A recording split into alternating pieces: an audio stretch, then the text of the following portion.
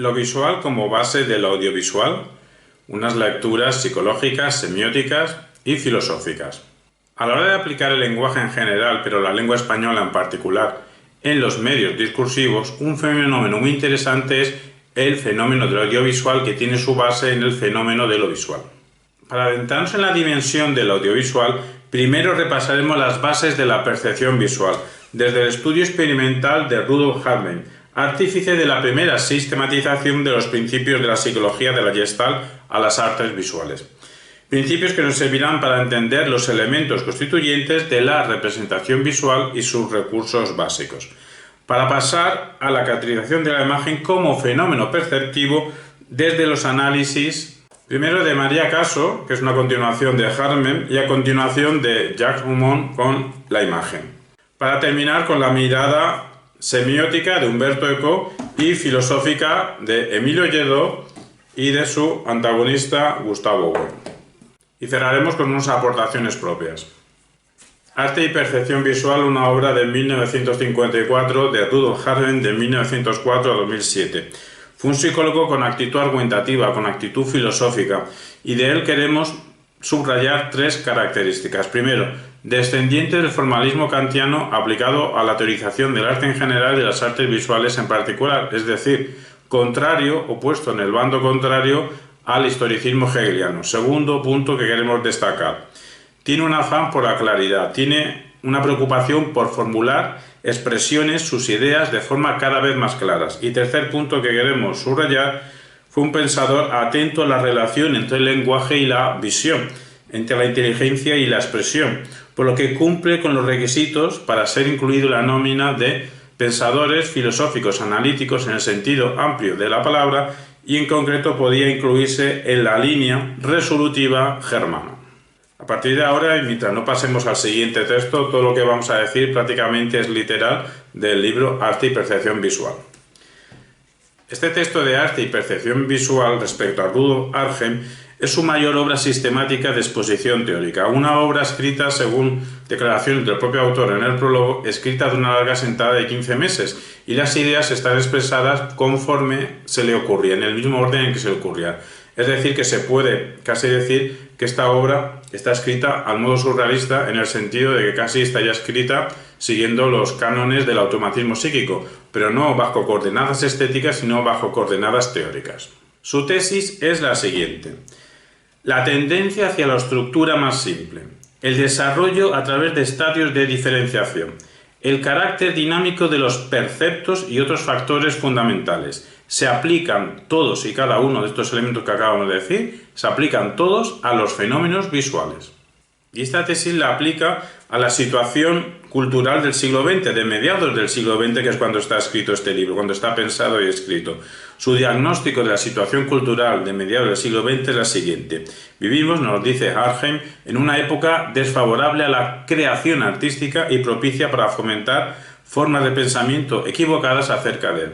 Y nosotros nos preguntamos, ¿y ahora en 2021? De cada uno de los factores del diagnóstico de Hartmann podemos preguntarnos, ¿y en 2021?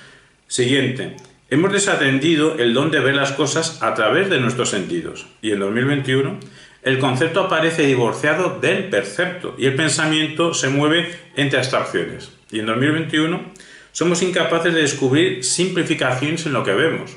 Repetimos, y en 2021, hay un núcleo de verdad en la afirmación de que no es posible comunicar cosas visuales mediante el lenguaje verbal. Ahora bien, esta limitación no afecta únicamente al arte, sino a cualquier tipo de experiencia visual. Y el científico todo esto lo sabe bien, lo sabe bastante bien, pues conoce que cuando él construye maquetas conceptuales, esas maquetas conceptuales solo reflejan lo esencial de lo que quiere explicar, de las causas y efectos que supuestamente ha encontrado, para así hacernos entender cierto fenómeno dado. Y esto cuando tiene suerte, porque la representación completa de un fenómeno, de un objeto dado, no existe. ¿Y qué hace por su parte el artista visual? Pues se limita a capturar en lo particular algo que sea universal. Que sea universal, pero que sea universalmente significativo. ¿Y esto cómo lo consigue? Pues haciendo uso de varias categorías que tienen que ver con la forma, con el color, con la composición. La conclusión que saca Arnhem entonces, tanto de las operaciones del científico como del artista, es que no se puede duplicar el mundo, ni científicamente ni artísticamente, estéticamente. Una cosa importante también de Arnhem, lo encontramos también en Gombrich, es que el arte no es muy distinto de otras actividades humanas. Será más complejo, será más simple, pero deducir generalidades de una obra de arte, de cualquier obra de arte, de obras de arte concretas, deducir generalidades, eso podrá ser laborioso, pero no es tan diferente a otras actividades humanas igual de complejas, más complejas o menos complejas. Y es que el arte aportamos nosotros no es una actividad misteriosa, sino una actividad paralela, similar, equivalente a otras actividades que nos rodean y que nos atraviesan. Una actividad que suscita retos y que a su vez nos puede servir para afrontar retos previamente existentes. Como dice Arnhem, el arte es producto de ciertos organismos y por eso no es ni más simple ni más complejo que esos mismos organismos que producen arte. Otra cosa importante que nos dice Arnhem es que todos los aspectos mentales tienen que ver con el arte, ya sean aspectos cognitivos, de conocimiento, ya sean aspectos sociales o motivacionales. Este libro está en el marco de la teoría de la Gestalt. ¿Y qué quiere decir Gestalt en alemán? Quiere decir forma. Y en torno a este principio, en torno a esta palabra, esta expresión de Gestalt, de forma, se ha ido construyendo un cuerpo, un corpus de conocimiento, un cuerpo de principios científicos deducidos de experimentos sobre la percepción sensorial. Y estos experimentos desde el principio del siglo XX y toda la primera mitad del siglo XX. Nosotros podríamos hacer una comparación que esta actividad experimental a través de la forma para estudiar el arte pues sería un movimiento parecido, o se puede establecer comparaciones con el movimiento formalista a la hora de estudiar literatura en contextos rusos, centroeuropeos, a principios del siglo XX y también la primera mitad del siglo XX. Nos dice Arnhem que se necesita algo semejante a una visión artística de la realidad para recordar a los científicos que los fenómenos más naturales no quedan adecuadamente descritos si se los analiza fragmento por fragmento. Y es que podríamos decir que la tesis principal es que una totalidad no se obtiene por agregación de sus partes. Así pues, la teoría de la Gestalt se orientó, su afán persuasivo tiene que ver con demostrar que el aspecto de cualquier elemento depende de su lugar y función dentro de un esquema global. Así pues, la visión resultó ser, bajo este proyecto, bajo este prisma, un fenómeno que tiene que ver con la aprehensión, con coger la realidad, pero de una manera auténticamente creadora. O sea, cuando vemos, no vemos de forma pura, vemos de forma imaginativa y de forma inventiva, aguda, incluso se puede decir que hasta bella. Empezaron a observar los psicólogos de la Gestalt que unos mismos principios rigen las diversas capacidades mentales. ¿Por qué? Porque la mente funciona como un todo. Así pues, unas derivaciones de la tesis principal de que el conjunto no es la suma de las partes podría ser lo siguiente: todo percibir es también pensar, todo razonamiento es también intuición y toda observación es también invención. Y una repercusión de todo esto es que ya no podemos apreciar la actividad del artista como si fuese una actividad autónoma o como si fuese una actividad inspirada por un ente superior, por las intuiciones, por las musas, tal como se nos explica en el Ion de Platón. ¿Y esto por qué? Porque la actividad artística está íntimamente relacionada con otras muchas actividades humanas. Es decir, lo mismo que la prosaica búsqueda de información es artística porque lleva consigo una actividad que tiene que ver con dar y otorgar y encontrar forma y sentido, así también el acto de concepción del artista es un instrumento de vida, es una manera refinada de entender quiénes somos, qué hacemos aquí y dónde estamos. Otra repercusión muy importante de todo esto es que con los estudios de la psicología de la Gestalt quedó más que patente que mirar el mundo requiere una intervención de varios elementos, requiere una aportación entre las aportaciones que hace el objeto y la propia naturaleza del sujeto observador. Ahí hay un juego recíproco. Y aquí no vale todo, aquí no vale cualquier mirada, porque este elemento objetivo de la experiencia se puede justificar, es decir, se puede establecer distinciones entre concepciones adecuadas o inadecuadas de la realidad. De esto podemos establecer también otra repercusión estético-historiográfica, pues pareciera como si el arte de todas las épocas, de todos los lugares, fuese potencialmente válido para ser entendido por cualquier ser humano, porque se rige por unos principios generales, universales, que tienen que ver con la configuración entre forma, color, composición, es decir, de estructuras significantes. Y es que la gran lección de la teoría de la Gestalt es que la visión no es un registro mecánico de elementos, una acumulación, un saco que vamos sumando percepciones visuales, no. La visión sería la aprehensión, el hecho de coger esquemas estructurales significativos. ¿Y qué repercusión antropológica tiene todo esto? Pues que para el científico estudiar el arte quiere decir estudiar al ser humano. Estudiando el arte conocemos más y mejor nuestra especie. Y esto es así porque el arte es lo más concreto del mundo. De todo esto también se deriva un principio o una norma ético-estética, en el sentido de que evitemos la confusión, evitemos sumir en la confusión al lector o a la persona que quiera saber más sobre arte. Entonces, cuando estamos ante una obra de arte, ¿qué tenemos que hacer? Una obra de arte visual. Bueno, para empezar, pensarla como un todo, no como la suma tediosa de la descripción, de la proyección, del paralelismo, de parte por parte. Parte de la realidad supuestamente la vamos describiendo, la vamos trasladando a la superficie pintada, detalle por detalle, parte por parte, elemento por elemento. Además, es que esto con la visión es imposible, pues porque antes de que vayamos prestando atención elemento visual por elemento visual, que a lo mejor vete tú a saber, tienen su paralelismo con elementos de la realidad, antes de toda esa visión fragmentaria, ya hemos visto el objeto artístico, la imagen visual, la hemos visto en su conjunto. Pero tras esta visión de conjunto no podemos desatender todos los elementos que el pintor, el artista, introdujo en su obra. El observador no puede pasar impunemente por lo que el artista incluyó. Firmemente guiados por la estructura del todo, trataremos después, primero vemos el todo como conjunto y después trataremos de localizar los rasgos principales. Así poco a poco la riqueza de la obra de arte se revela y empieza a ocupar todas las potencias de la mente con su mensaje. Es propio del ser humano el querer definir, conceptualizar, categorizar y entender lo que ve y por qué lo ve. Entonces, ¿cuáles son los conceptos relevantes para entender lo que vemos, para entender las imágenes visuales? Pues según Arnhem, basado en la teoría de Gestalt o aplicándola, esos conceptos relevantes para entender la percepción visual, las imágenes visuales, las representaciones visuales son el equilibrio, la forma, el desarrollo, el espacio, la luz, el color, el movimiento, la dinámica, la expresión. Así, con estos conceptos como guía, nos dice Rudolf Arnhem que la imagen percibida, y no tanto la pintura, es la obra de arte, y que ver es comprender un significado, no existe una visión pura. Existe una tendencia hacia la simpleza, hacia la simplicidad, que es una tendencia universal. Luego vendrá el movimiento, cuando, por ejemplo, el niño tiene un control motor más maduro, entonces podrá pasar la simpleza de la forma hacia otras formas en movimiento. Hay ciertos esquemas que nos permiten ver tridimensionalmente.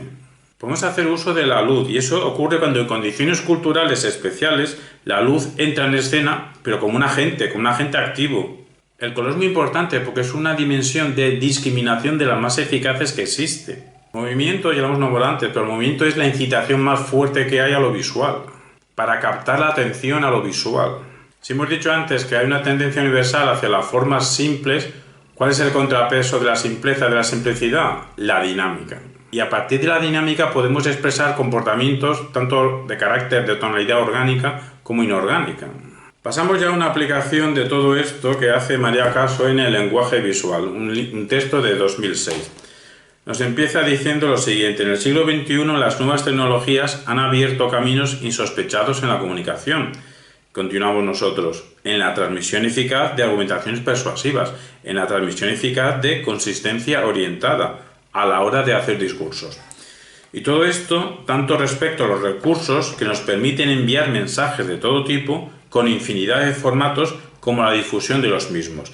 De ahí la necesidad de conocer diferentes códigos por parte de una gran parte de la sociedad. Nos dice María Caso que la alfabetización en medios de comunicación, diríamos nosotros en medios discursivos, es algo multidimensional que afecta a muchas dimensiones, integrando todo esto en nuestra vida cotidiana. Y gracias a esta alfabetización mediática, normalmente en un aprendizaje a través de dispositivos electrónicos, podemos representar la complejidad que tiene el mundo actual, una complejidad que nos atraviesa y que tiene que ver con los retos que nos rodean. ¿Y todo eso cómo se hace? Bueno, pues según María Caso, ejercitando capacidades, demostrando intenciones, proponiendo estrategias adecuadas, lo que requiere el conocimiento de ciertas herramientas del lenguaje visual o de las herramientas del lenguaje visual, especialmente lo que tiene que ver con forma, color y composición. Por un lado tenemos la explicación del arte en la segunda mitad del siglo XX gracias a teorías como la de Rudolf Habe en particular, la teoría de Gestalt en particular, que nos sirve para saber cuáles son los factores universales de percepción visual. Pero ahora, en el siglo XXI, los conocimientos en lenguaje visual nos facilitan elementos para comprender la cultura visual que nos atraviesa, porque la nuestra es una sociedad dominada por las imágenes, objetos sobre los cuales recae el prejuicio de que las imágenes solo sirven para crear placer, cuando también, realmente nos dice María Caso, poseen la capacidad de generar conocimiento. Para que quede claro, todo lo que estamos diciendo es literalmente dicho, escrito por María Caso. Continuamos con su lectura. Otro prejuicio relacionado con el anterior es que supuestamente habría dos grupos de representaciones visuales, unas centradas estrictamente en el placer visual, lo que acabamos de decir, y esas serían las imágenes artísticas, y otras no centradas en el placer visual, que sería el resto de representaciones visuales. María Caso nos establece la siguiente analogía. Las imágenes son al lenguaje visual lo que las palabras al lenguaje escrito, es decir, unidades de representación. En el caso de imágenes visuales, de una representación visual. Y cada vez que la tecnología evolucione, ¿qué va a pasar? Pues que el lenguaje visual, asimismo, también va a evolucionar. Tesis principal de María Caso. Si la imagen es un vehículo que alguien utiliza para algo, entonces, a través del lenguaje visual se transmite conocimiento. Aunque nosotros, con las mismas premisas, es que a través del lenguaje visual lo que se transmite son intenciones. María Caso se basa en arte y percepción visual, se basa en la teoría de la Gestalt, pero también se basa en la semiótica. Un autor importante de la semiótica, aparte de Peirce, que sería un pensador filosófico fundante estadounidense de la semiótica, pues en el contexto europeo, italiano sería Umberto Eco. María Caso nos dice que la semiótica nos delimita que para la transmisión de mensajes habría diferentes sistemas. Estaría el sistema verbal, el sistema escrito y el sistema visual. En esta modalidad, el sistema visual, el sentido que se utiliza para captar la información es la vista y el código usado es el lenguaje visual. De ahí que el área de conocimiento para estudiar todos estos factores se denomine, bueno, según los contextos, semiología de la imagen o semiótica visual. María Caso nos matiza que el lenguaje visual es diferente al resto de lenguajes que utilizamos por varios motivos. Por un lado, es el sistema de transmisión de mensaje semiestructurado más antiguo que se conoce, quizás porque una característica suya sea la inmediatez. Otro elemento, también resulta muy importante su facilidad de penetración, ya que ver cuesta menos esfuerzo que leer. Y en tercer lugar, es el sistema de transmisión de mensajes más universal, pues sus mensajes son entendidos por individuos de diferentes culturas, en una proporción bastante alta. Pero la diferencia más notable es que es el sistema de transmisión de mensajes que mayor parecido alcanza con la realidad. ¿Y esto por qué? Pues porque tanto ante una imagen como ante un texto hay que imaginarse la realidad. Porque la realidad no está ni en la imagen ni en el texto, pero en la imagen parece que esté la realidad. Parece que esté la realidad en la imagen. De ahí que consiga acercarse más a la realidad que el resto de sistemas de transmisión de mensajes. Hay distintas manifestaciones del lenguaje visual, ya estemos ante una información gráfica o ante un producto visual o un desarrollo plástico, una superficie pictórica, un texto icónico, un artefacto visual, en general una representación visual, siempre estamos ante tres elementos: la realidad a representar, el emisor o creador del acto de representación y el receptor que tiene que interpretar dicha imagen visual. Sin olvidarnos del contexto. El emisor emite en determinado contexto y el espectador también interpreta en su determinado contexto. En el proceso de emergencia de una representación visual habría como dos fases. Una primera fase de construcción de una representación visual, el emisor lo que pretende, aparentemente o ingenuamente, es sustituir la realidad por la representación o en la representación hacer aparecer la realidad. Pero es que el acto de representación no es neutro. Entonces, mientras representamos, lo que estamos haciendo en realidad es transformar la realidad. Entonces, ¿qué repercusión, qué consecuencia hay? ¿Qué acontece? La desaparición de la realidad en el acto de la representación.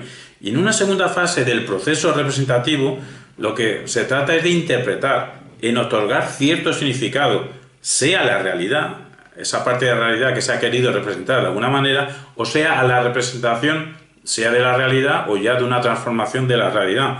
Al final, lo que se concluye de todo esto, lo que concluye María Caso, es que una imagen no es la realidad. Quizá esto lo podamos emparentar con el cuadro de Magritte, esto no es una pipa. Porque tanto el cuadro de Magritte como cualquier imagen, cualquier superficie pintada, cualquier representación visual, es un espacio, sí, un espacio donde se mezclan, se entrecruzan diferentes intereses de diferentes personas, con un contexto de emisión y con un contexto de visualización. Así como podemos definir imagen, unidad de representación realizada mediante el lenguaje visual que no sustituye la realidad, sino que la crea. Signo visual, cualquier cosa que representa a otra a través del lenguaje visual. Habiendo tres grandes tipos de signo visual: la huella o la señal, el icono y el símbolo. La huella o la señal sería un signo formado a través de algún resto físico del elemento representado. El icono sería un signo en el cual el significado permanece conectado con el significante en algún punto. Y el símbolo ya sería un signo que ha perdido por completo las características del original. Las asociaciones son por convención. Todos los signos visuales, bueno, en realidad, como todos los signos visuales trabajan desde dos niveles: el literal y el de significado. El literal tiene que ver con el significante, con el aspecto material del signo. Esto tiene que ver con el discurso denotativo, siendo el discurso denotativo el mensaje objetivo del signo, a nivel físico, y el discurso connotativo sería el mensaje subjetivo del signo, a un nivel simbólico. Y aquí hay una expresión de Roland Barthes, puntum, que tiene que ver con el elemento de la imagen que nos permite pasar en el momento exacto que se pasa de lo denotativo a lo connotativo. Cuando eso acontece, en ese punto exacto lo llama Roland Barthes puntum. Nos dice María Caso que la infinidad de interpretaciones de la misma representación visual tiene que ver no solo con los conocimientos, las vivencias y la creatividad del lector de la imagen, es decir, del espectador, sino también con el contexto en el que se consume la imagen. El mismo espectador, en contextos de consumo de la imagen distintos, puede interpretar cierta imagen de forma distinta. El lugar es algo determinante y el tiempo también es otro factor de gran influencia. Nosotros añadimos que una interpretación de una obra pictórica, acorde con el significado artístico, según la teoría de la pintura de Richard Burgheim, en su libro La pintura como arte de 1984, lo que dice Richard Burgheim es que para tener en cuenta el significado artístico hay que tener tres elementos, hay que tener en cuenta tres factores. Primero, las intenciones realizadas por el pintor, realizadas, no las que no se realizaron, se tuvieron pero nunca se plasmaron, las intenciones realizadas en la superficie pintada. Por eso el segundo elemento son las marcas en la superficie pintada. Y entonces hace falta un tercer elemento, el espectador, pero un espectador competente, o sea, un espectador suficientemente informado y suficientemente sensible. En una línea no tan distinta, María Caso lo que nos dice es que sí, habrá infinidad de interpretaciones, pero nos dice que entre todas las interpretaciones posibles hay una más especial que las demás: la interpretación histórica, que es la que da el autor al producto visual en el momento de hacerla. Lo que Richard Burgheim dice que tiene que ver con captar el significado artístico introducido por el pintor. Aquí algunos se pueden confundir, porque si estamos hablando de que hay infinidad de interpretaciones, algunos pueden deducir de que ninguna interpretación es más correcta que las demás, o que todas las interpretaciones vale mismo, que hay un relativismo estético a la hora de captar y disfrutar del arte. Lo que nos dice María Caso es que un producto visual no tenga una única interpretación, eso no quiere decir que esté ilimitadamente abierto. Umberto Eco, en su obra juvenil, Obra abierta, respecto a las obras vanguardistas, pues hablaba de esta concepción de la interpretación abierta, pero es que el Umberto Eco más maduro pues subraya, matiza, que aunque haya muchas interpretaciones, dice Umberto Eco maduro, que no todas las interpretaciones son válidas, no todas las interpretaciones valen lo mismo, porque no todas las interpretaciones que hagamos se ajustan con esa plasmación original histórica del emisor. Lo que resulta indispensable es que tanto el emisor como el receptor tengan en cuenta el mecanismo de referencia, a partir del cual ciertas pistas sugieren parte del mensaje desarrollado por el emisor. Y eso es lo que nos decía Richard Burgheim, hay que ver las marcas Las marcas son las pistas que el pintor deja, hablando en superficies pintadas, pero hablando de cualquier representación visual, estaremos hablando del emisor, del producto visual. Está dejando pistas para la interpretación. Y es que para pasar de la lectura entre comillas, de una imagen, para pasar de la lectura, o sea, de la observación, a su comprensión, debemos preguntarnos, ¿qué mensaje quiere transmitirnos esta imagen? Porque las imágenes no se hacen solas, las imágenes no emergen porque sí, y aunque las imágenes sean producto de factores automáticos, esto no dice María Caso, lo estamos añadiendo nosotros, si dichos factores automáticos son provocados por el artista, o el artista deja que los provoque los espectadores, y luego el artista acepta la inclusión en la obra visual de esos elementos azarosos, entonces ya no son tan azarosos, porque son los resultados de una decisión del artista. Es decir, todas las imágenes intentan convencernos de algo. Y si todas las imágenes intentan convencernos de algo, las imágenes también tienen una tonalidad argumentativa. En tal caso añadimos nosotros, y hacemos otra analogía.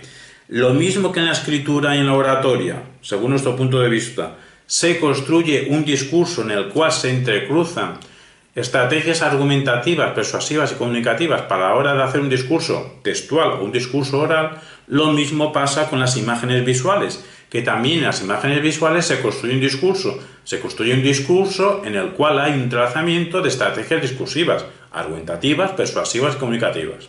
Lo que queda claro es que las imágenes visuales tienen un mensaje profundo y para poder llegar al contenido profundo hay que pasar del lenguaje visual al mensaje visual. Hay que aceptar la idea de que una imagen es una estructura que transmite un conocimiento determinado, hecho por alguien y por algún motivo. Esto es súper importante lo que nos dice María Caso, porque las imágenes, como hemos dicho antes, no emergen solas, no se hacen porque sí, no son una creación espontánea de la naturaleza. No, están hechas por alguien. Ese alguien puede ser un autor individual, o puede ser varios autores o una comunidad, pero son por alguien. Es decir, es muy importante el concepto sujeto. Y están hechas las imágenes, nos dice María Caso, por algún motivo. Es decir, hay un elemento de intencionalidad.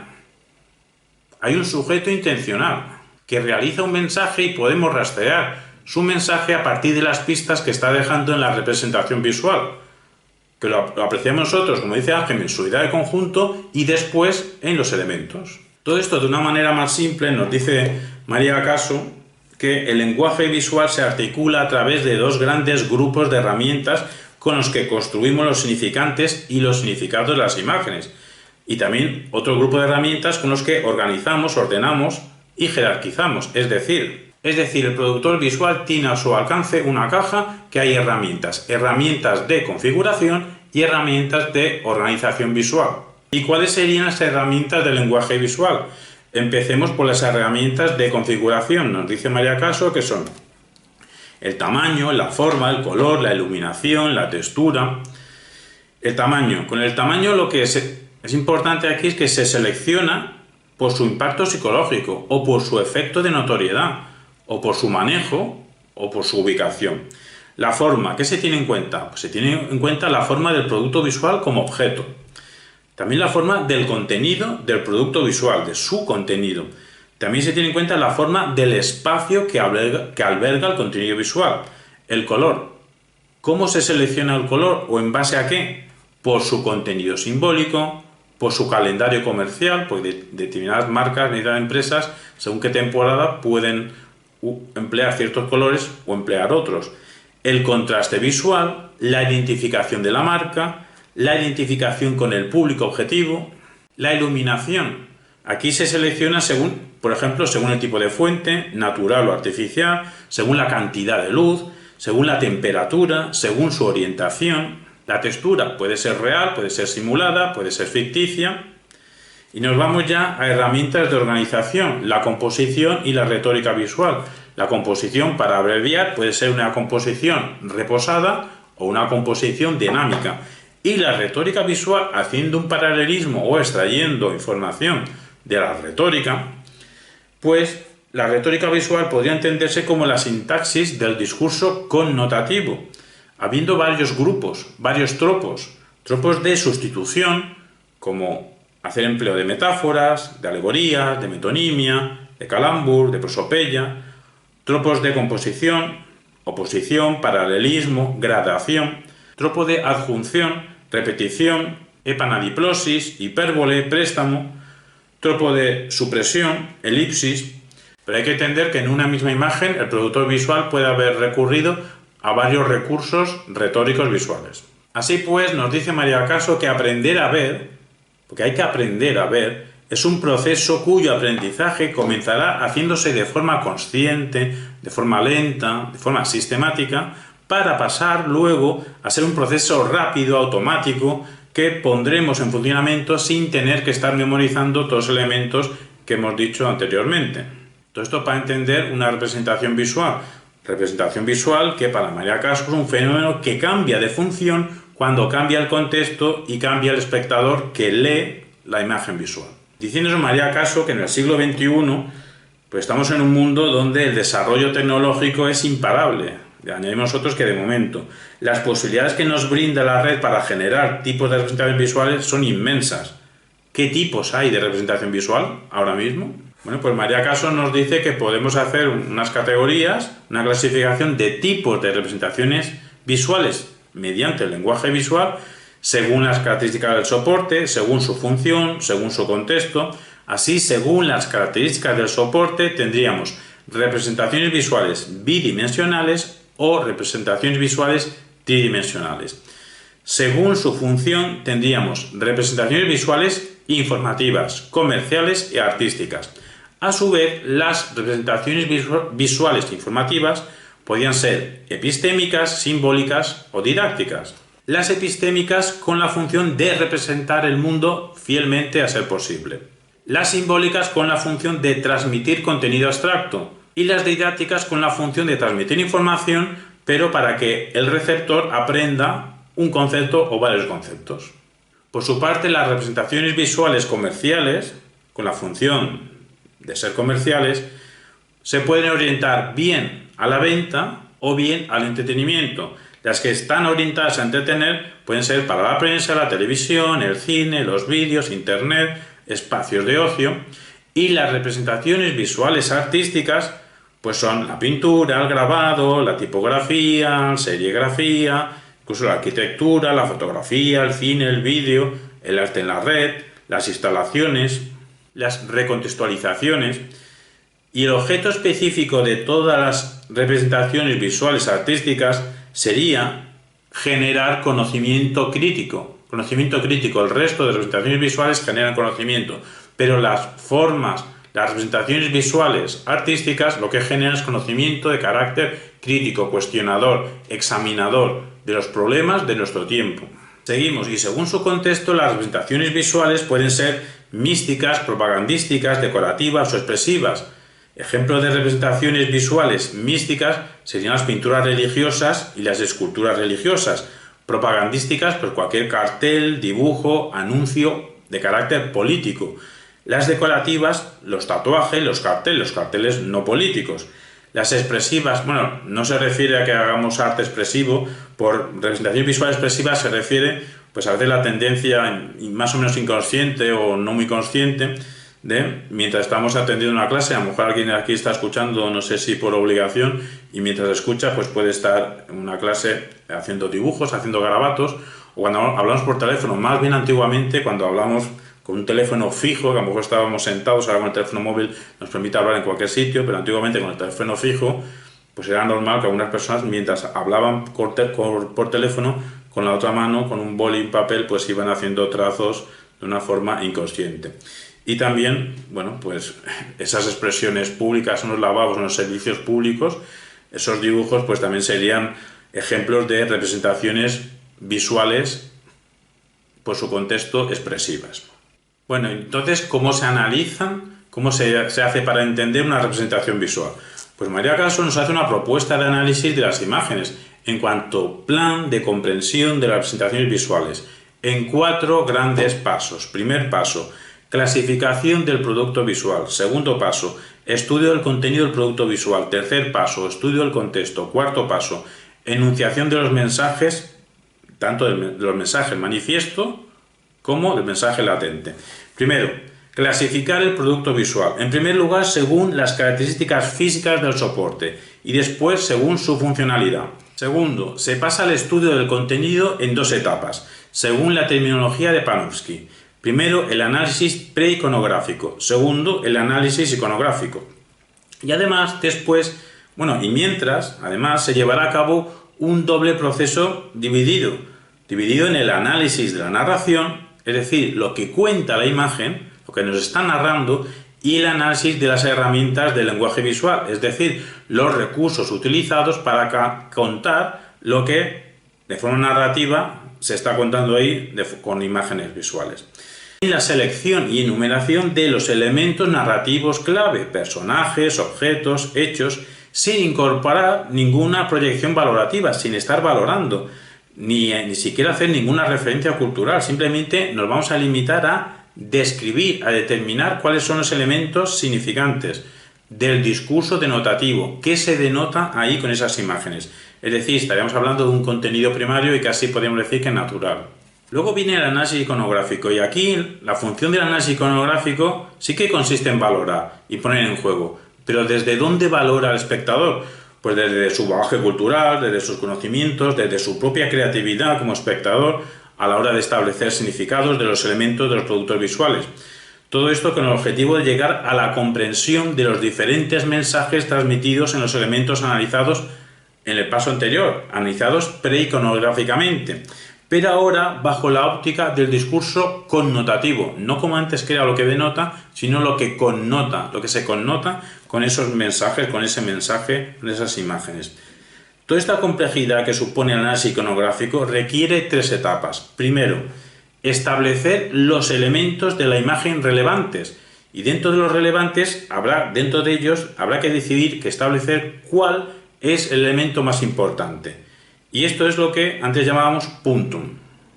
Segundo, establecer los significados individuales de cada elemento, describiendo lo que nos transmiten uno a uno. Y tercero, establecer el significado aportado por cada herramienta del lenguaje visual utilizado. Después viene el fundido. La última etapa del análisis iconográfico está destinada a poner en relación todos los significados emitidos parciales, con el objetivo de obtener un significado general. Por lo que este es el momento de identificar las figuras retóricas existentes, si las hubiese, que seguro que alguna habrá, y analizar el significado que a partir de ellas se desprende. Vamos ya al tercer paso, que es el estudio del contexto, y se puede realizar desde tres etapas. Primero, el contexto del emisor del mensaje visual, y aquí habrá que tener en cuenta la trayectoria del autor, pero sobre todo habrá que tener en cuenta los motivos que llevaron al autor a construir dicho producto visual. Segundo, el contexto del lugar, pero esta variabilidad geográfica se puede dividir en dos lugares: el lugar de realización del producto visual y el lugar de consumo del producto visual, que no tiene que ser el mismo lugar. Y tercero, el contexto del momento. Esta variabilidad temporal también se puede abordar bajo dos perspectivas: el momento de realización del producto visual y el momento de consumo del producto visual, que evidentemente serán distintos.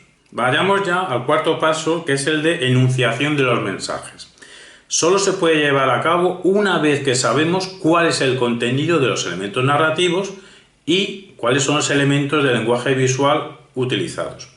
Y este paso de la enunciación de los mensajes consiste en poner en relación todos estos contenidos de manera que lleguemos al significado final de la representación visual, para lo cual deberemos establecer la información que el receptor considera que está recibiendo, el mensaje manifiesto, algo a lo que se llega de forma fácil, relativamente fácil, y la información que el espectador está recibiendo de verdad, es decir, el mensaje literal, algo a lo que se llega tras un profundo análisis. Nos vamos ya a las preguntas que se hace Jacques Aumont en 1990 en la imagen. Nos dice que la imagen visual es una modalidad particular de la imagen en general, siendo las más importantes modalidades concretas de imagen visual la pintura, la fotografía, el film, el vídeo. Todos tenemos el sentimiento de vivir en un mundo en el que las imágenes son cada vez más numerosas, pero también cada vez más diversificadas y cada vez más intercambiables. Entonces podemos plantearnos, ¿estamos en la civilización de la imagen? Los grandes problemas de las teorías de las imágenes son 5 según Jacques Aumont. Primero, ¿qué es ver una imagen? ¿Qué es percibirla? ¿Y cómo se caracteriza esta percepción en relación con los fenómenos perceptivos en general? 2. Como la percepción visual es una actividad compleja, no es posible separarla de las grandes funciones psíquicas, como la intelección, la cognición, la memoria y el deseo. Hay que considerar al sujeto que mira la imagen. 3. La visión efectiva de las imágenes nunca es abstracta, nunca es pura, sino que tiene lugar en un contexto concreto, que viene determinado por factores sociales, institucionales, por lo técnico, también por lo ideológico. 4. ¿Qué relación se establece entre la imagen y el mundo real? 5. ¿Existen imágenes? Efectivamente, es un hecho que existen, y muchas son peculiares, y una de las más peculiares son las imágenes artísticas. Así pues, el plan para dar cuenta de las imágenes, para construir una teoría de las imágenes, según Jacques Aumont, debe pasar por el análisis de 1. La visión, 2. El espectador, 3. El dispositivo en cuanto a conjunto de factores situacionales, 4. El funcionamiento de la imagen en cuanto a representación del mundo real mediante la inscripción de significaciones en la imagen, y 5. Lo específico de cada grupo, de cada tipo de imágenes, siendo el grupo o el tipo más peculiar las imágenes artísticas. Nosotros personalmente echamos en falta en este plan de Jacques Aumont, para pensar cuáles son los problemas que tiene que resolver una teoría de las imágenes, pues echamos en falta la figura del emisor, la figura del productor visual, la figura del sujeto creador. Pues porque acabamos de decir de los problemas principales, parecía que las imágenes se hacen solas. Nos vamos ya a Umberto Eco, a su obra de 1968, La estructura ausente, Introducción a la semiótica, que hace unas consideraciones a la semiótica visual, y simplemente vamos a decir unos resultados, una tesis de partida. Por ejemplo, nos dice Umberto Eco que no todos los fenómenos comunicativos pueden ser explicados por medio de categorías lingüísticas, es decir, la repercusión de esto es que no hace una equivalencia total entre lo visual y lo lingüístico. Nos explica que todos aquellos fenómenos visuales que puedan ser interpretados como índices de algo, pues a la vez también podrán ser interpretados como signos convencionales. A lo largo de sus explicaciones va sacando Umberto Eco algunas conclusiones. Por ejemplo, los signos icónicos no poseen las propiedades del objeto representado, sino que reproducen algunas condiciones de la percepción común. También nos dice que los signos icónicos reproducen algunas condiciones de la percepción del objeto, una vez seleccionadas por medio de códigos de reconocimiento y anotadas por medio de convenciones gráficas. Todo esto le lleva a Umberto Eco a lanzar las siguientes hipótesis principales. Un código comunicativo extralingüístico, como puede ser el código de las imágenes visuales, no debe construirse necesariamente sobre el modelo de la lengua, sobre el modelo del lenguaje. También nos dice que todo código, y por ende el código visual, se construye, o cualquier código visual, porque hay códigos visuales fílmicos, pictóricos, fotográficos, de vídeo, etc.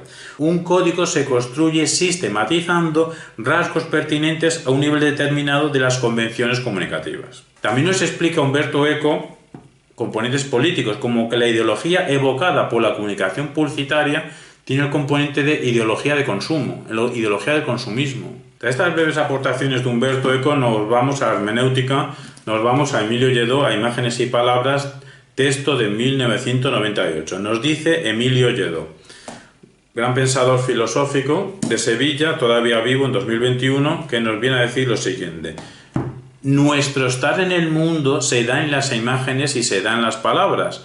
En las palabras e imágenes de nuestro propio existir, es decir, tanto las imágenes como las palabras constituyen el horizonte, y este horizonte se dibuja con las creaciones de la cultura, el horizonte donde nos reconocemos, nos interpretamos a nosotros mismos, a nuestros objetos culturales. Lo que dice es que en la actualidad de 1998, que ahora con toda la difusión de las redes sociales, pues nos diría lo mismo, pero subrayando mucho más lo que vamos a decir ahora mismo, que como los casos anteriores es textual lo que decimos solamente con lo que está escrito en nuestras fuentes bibliográficas. Es tal el vértigo con el que hoy los medios de comunicación aceleran el tiempo que nos sostiene, que apenas es posible captar el sentido de los mensajes con que se nos acosa. Y uno de esos flujos son las imágenes. Por cierto, nos explica que la raíz de imágenes tiene que ver con el verbo imitar. Y se pregunta, ¿qué imitan hoy las imágenes con las que nos acosan continuamente?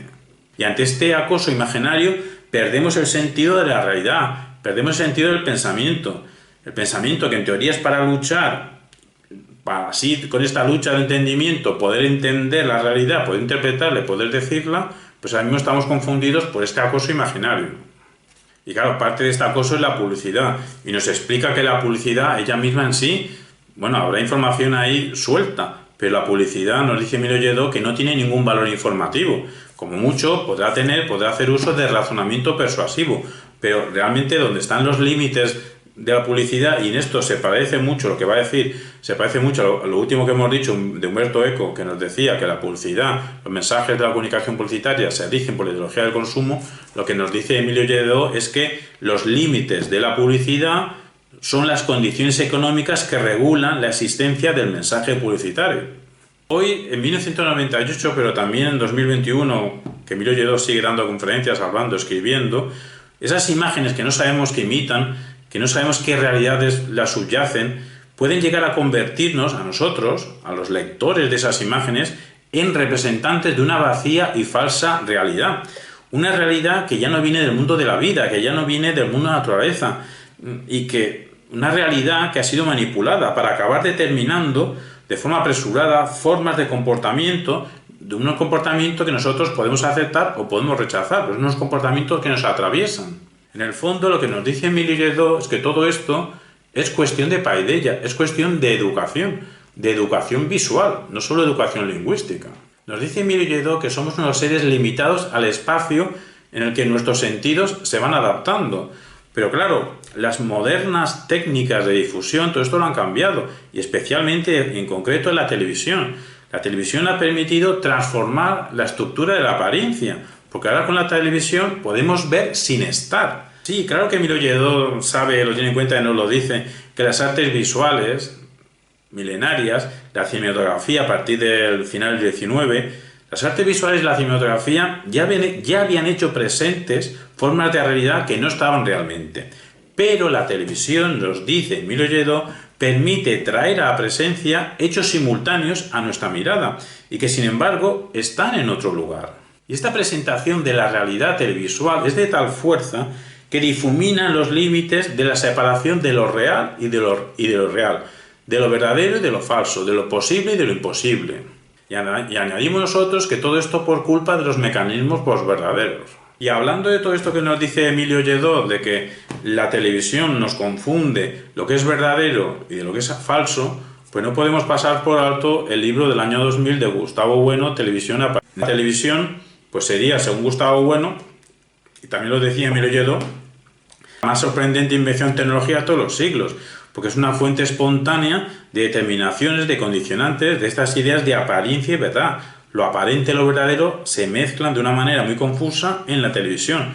Tanta confusión, nos dice Gustavo Bueno, que hay individuos como los políticos que llegan a creerse, al principio saben que no es verdad, pero es que al final se lo creen de verdad, que si no salen en la pantalla no existen. Es que pareciera que solo existes como persona, solo existes si sales en la pantalla. Cuando dejas en la pantalla, si eres un personaje público, dejas de existir. Y nos dice Gustavo Bueno algo parecido, o lo mismo que nos decía Umberto Eco, sobre que no es posible hacer una equivalencia exacta entre lo visual en general, según Umberto Eco, y lo lingüístico en general.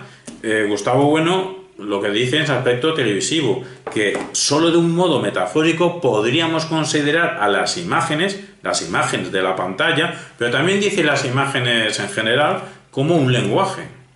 Y vamos a terminar ya con unas aportaciones propias, con un análisis dialógico de la televisión, un análisis dialógico súper esquemático, sin desarrollar. Podemos preguntarnos, ¿es la programación televisiva un buen reflejo de nuestra sociedad? Ante lo cual, ante la postura a favor de que la programación televisiva sí es un buen reflejo de nuestra sociedad, podríamos desarrollar las siguientes líneas argumentales, como las siguientes.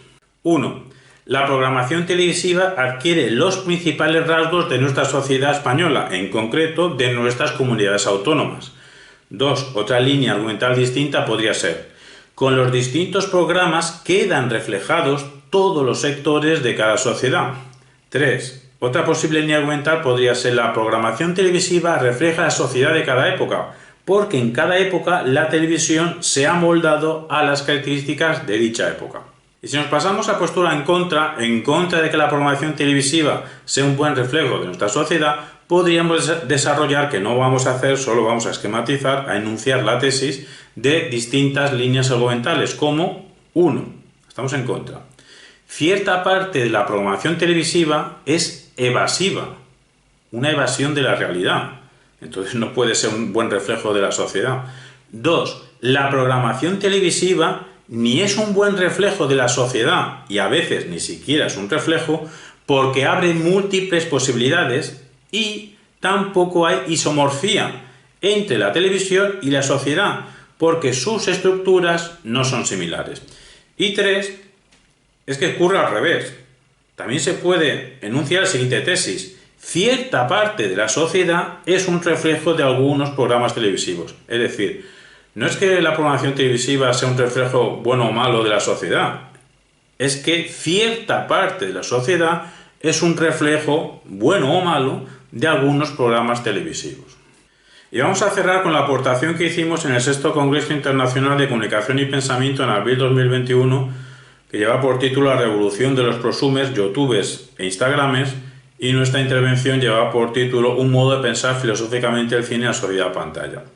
Esquemáticamente, decimos: al ser nuestro mundo una sociedad pantalla, el cine se ha adaptado a nuestras extensiones tecnológicas, pero a su vez ese cine, el previamente adaptado a los tecnohumanos, hace que veamos nosotros el resto del mundo, es decir, el mundo fuera de las pantallas, que lo veamos de otra manera, de un modo condicionado por los rasgos del discurso cinematográficamente enredado.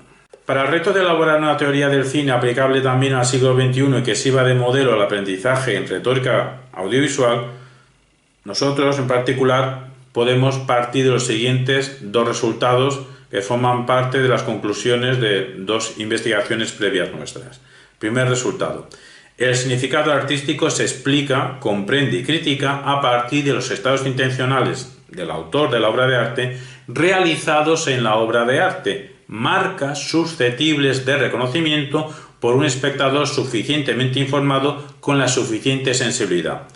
Y segundo resultado que podríamos utilizar: todo discurso es un entrelazamiento de estrategias argumentativas, persuasivas y comunicativas.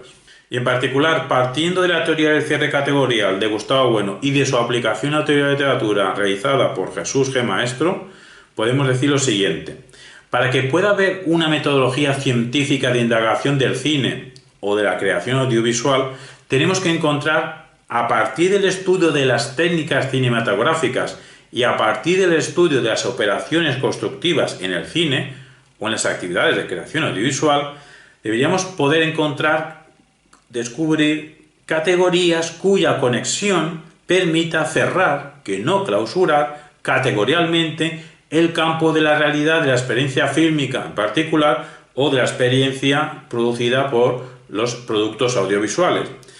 Y candidatos a 4 materiales cinematográficos que vislumbramos actualmente serían los siguientes 4 materiales cinematográficos, y esto es una aplicación al cine de la teoría de literatura de Jesús G. Maestro, que a su vez es una aplicación de la teoría del cierre categorial de Gustavo Bueno. Los siguientes 4 materiales cinematográficos serían: 1. El equipo constructor, es decir, no solo el director, sino que el cine interviene todo un equipo de personas, toda una comunidad constructora. 1. El equipo constructor. 2. La película. 3. Los espectadores. Y 4. El traductor. El traductor es un elemento introducido por Jesús Maestro en su teoría de literatura, aplicando el material filosófico. El traductor sería el intérprete, el comentarista de la película, en este caso, no para sí, sino para los demás.